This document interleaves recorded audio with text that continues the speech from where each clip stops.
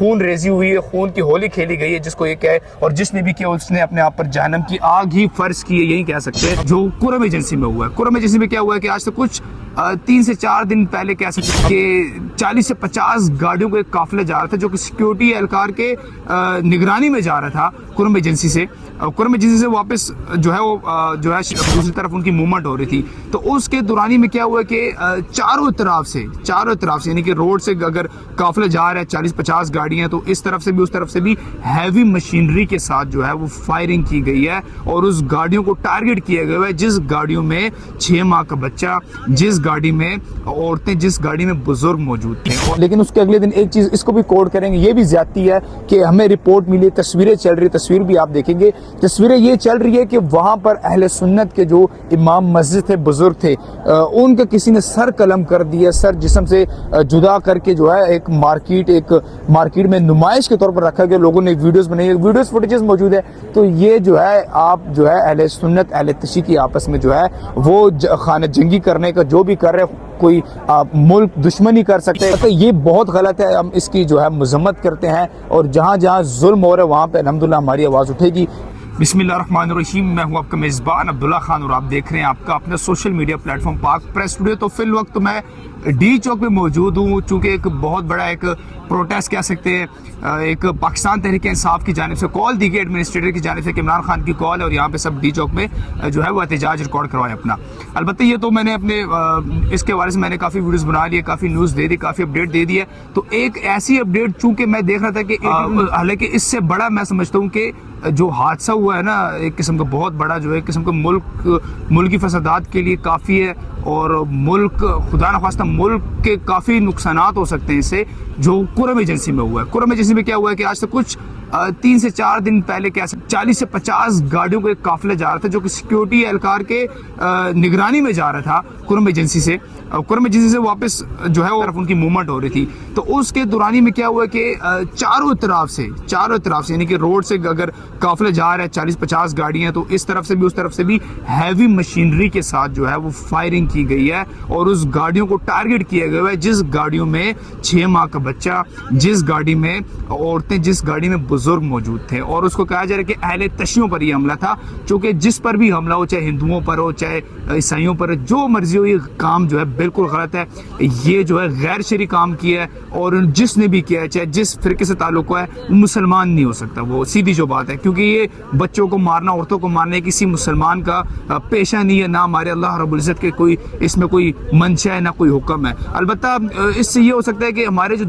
ملک دشمنان ہیں، جتنے بھی ملک دشمن ایجنسیز کام کر رہی ہے، وہ بھی انوالو ہو سکتی ہے اس میں، چونکہ اس میں ایک چیز یہ بتائی گئی ہے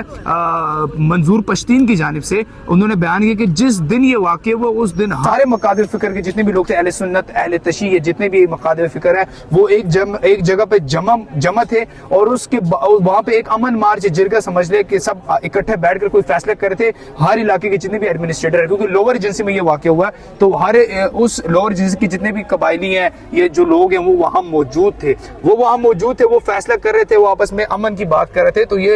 پھر یہ حادثہ جو ہے وہ سامنے آیا، خون ریزی ہوئی ہے، خون کی ہولی کھیلی گئی ہے جس کو یہ کہے، اور جس نے بھی کیا اس نے اپنے آپ پر جہنم کی آگ ہی فرض کی ہے، یہی کہہ سکتے ہیں۔ تو انہوں نے کہا یہ اہل سنت کی طرف سے نہیں ہے، نہ اہل تشیع کی طرف سے کہہ سکتے ہیں، کیونکہ اہل تشیع کو ہی ٹارگٹ کیا گیا ہے، تو یہ کوئی مسلکی اعتبار سے آپ اس کو رنگ نہ دے، یہ کوئی مخصوص گروہ کر رہی ہے، اور مخصوص گروہ سے ملک دشمن عناصر کہہ سکتے ہیں آپ، ایجنسیز کہہ سکتے ہیں، ملک دشمن جو ایجنسیز کام کر رہی ہے تو وہ بھی کر سکتی ہے۔ تو انہوں نے کہا کہ ہم بیٹھے ہوئے تھے، تو اس میں کوئی وہ نہیں ہے کہ یہ کسی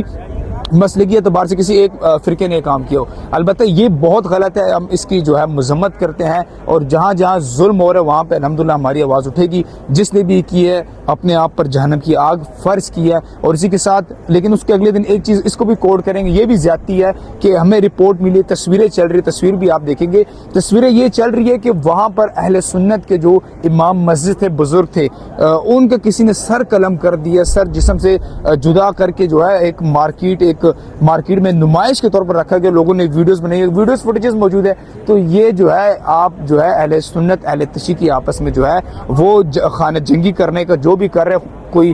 ملک دشمنی کر سکتا ہے, کوئی ملک جو ملک سے محبت کرتا ہے وہ کام نہیں کر سکتا.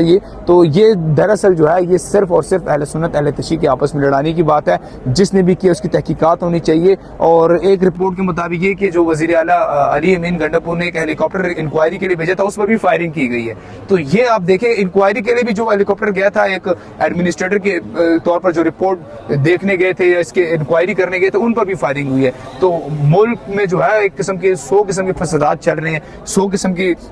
واقعات ریکارڈ ہو رہے ہیں. بالکل غلط ہے, اس چیز کی مذمت کرتے ہیں. چاہے اہل سنت کے ساتھ ہو زیادتی ہو, بچوں کو مارنا, یہ ہماری شریعت کا کوئی اصول نہیں ہے. یہ چاہے اہل سنت کے ساتھ ہو یا چاہے اہل تشیع کے ساتھ, جس کے ساتھ بھی وہ غلط ہے, ہم اس کی مذمت کرتے ہیں. اور اس کو ہمارے ملک کے جتنے بھی قانون نافذ کرنے والے ادارے ان کو سوچنا چاہیے, اس کو کوئی لائے عمل بنائے, تاکہ یہ جو ہے آپ کو پتہ نہیں ہے کہ ملک کی ساکھ جو ہے اس سے ٹوٹ